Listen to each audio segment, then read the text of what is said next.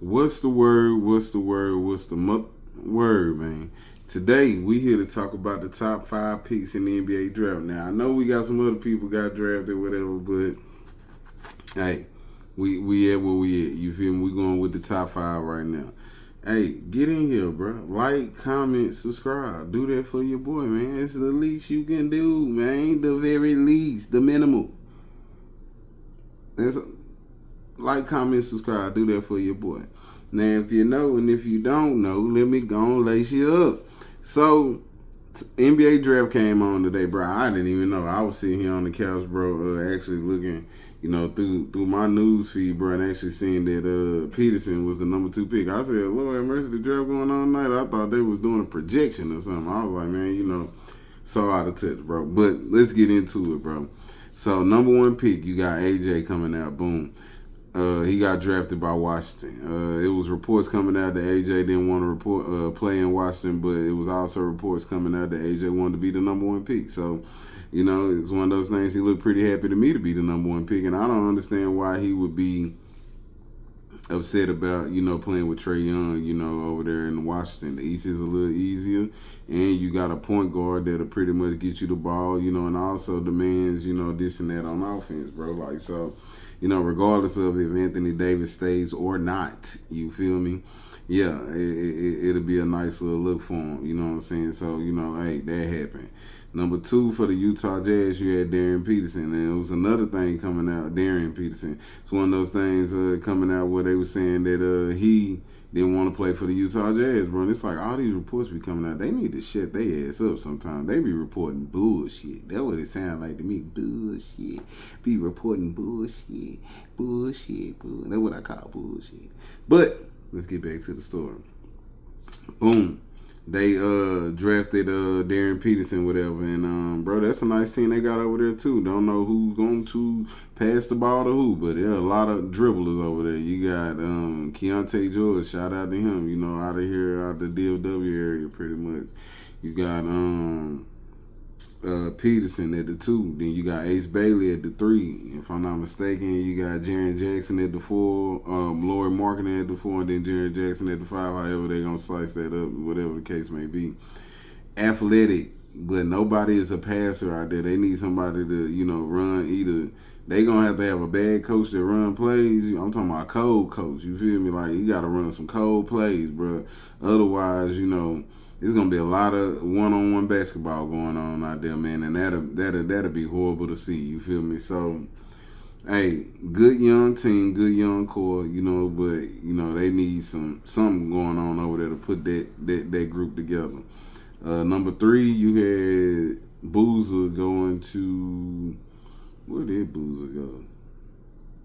I forget. I don't even remember.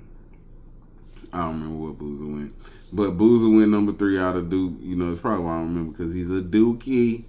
You see what color I got on. He's a Dookie. Yeah, we don't want him. We don't want him. He's a Dookie. Nah, I'm just playing, y'all. I'm just playing. But y'all know we UNC rappers over here, baby. So, he got drafted number three, bro. And he got drafted to Memphis. And I think that'll be a good look for him, bro, especially if Ja Morant stays. I don't know if Ja Morant is going to stay. I do not know. But if Ja Morant does stay, somebody like Cameron Boozer will be a good look for him because that's an easy 15, 9-a-night rookie season. You feel me? Now, do they want to sit there and rebuild, and do all that? I don't think so. But, Memphis can go out here and get some pieces to go around there, with the pretty much a number one pick. Because in another draft, Cameron Boozer definitely would have been the number one pick. Same thing with Peterson. I feel like these top three picks were definitely number one worthy in another draft. So, like, in this draft, the top four picks could have went number one in the last draft. You feel me? So, yeah, Boozer going over there to play with Ja Morant, if that materializes. If not, Ja Morant might be on his way to Minnesota or something like that. But I can't call it right now. But he could be on his way out of there. But if he's not, that'll be a nice pick and roll, for Ja Morant because, Boozer does stretch the floor. He's not just a guy that bangs in the paint. But we're going to see how he bang in the NBA, man. Regardless of whether he's a Dookie or not, we wish him the best. You know what I'm saying? At the end of the day, you feel me? Next pick, we had Caleb Wilson going to the Chicago Bulls. And as us as UNC fans, we happy to just have somebody in the draft, in the lottery. You hear me? Draft what the lottery, the draft. You feel me? Because if y'all don't know, let me tell you, it's been a long time for us to see somebody from UNC get drafted that we thought was gonna go out here and make a difference. You feel me? I think the last person was Kobe White and Cameron Johnson, and that's been a while. You feel me? So yeah. We just happy that Kinfolk got drafted. You feel me? He looking like a baby Kevin Garnett. Caleb, we hope you go out here and do your thing for the Bulls. Now, my boy Mutas Buzilis is over there playing for the Bulls, man, and I feel like that'll be a nice combination over there because with him being, I think he coming in his third year. Yeah, I think he coming in his third year. It'd be nice for him to go out here, take his leap, you know what I'm saying, kind of like Austin Reeves did, and, become the player that he needs to become. Now, granted, he's not playing next to LeBron James, but Mutas Buzilis is pretty much on the same little pace. You feel me? And I just hope he take that next step this year. But with Caleb Wilson being over there, you know what I'm saying? Hey, hopefully he can show him the ropes. You know what I'm saying? Hey, big dog, this is what we doing out here. Woo. No, I'm just playing. I'm just playing. But I hope Caleb just get in there, bro, and just, find success, represent for that UNC blue, that Tar Heel blue. And then at the number 5 pick, bro, I forget buddy name.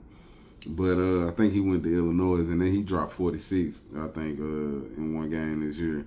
You feel me? So Kim Folk is cold, and I think he went to the Clippers. So with them losing Kawhi pretty much, James Harden gone, you know what I'm saying? Hey, that's it over there. He gonna pretty much have, free reigns to go out there and do what he does because the Clippers will pretty much be considered a rebuilding franchise. And I don't know which draft picks they hold, but man, they better get to trading because, bro, it's gonna be hard for them to rebuild during this time with no, draft picks. Cause I think they gave up a lot for Paul George. They gave up a lot for James Harden as well, if I'm not mistaken. So I don't know, man. I don't know. We gonna see how it pan out. And my bad for getting Buddy name, but man, I watched the interview. I just can't. I don't know why I'm having a brain for it. Probably because I wasn't in college basketball like that this year. But I do know Buddy was out there cooking. Hibachi.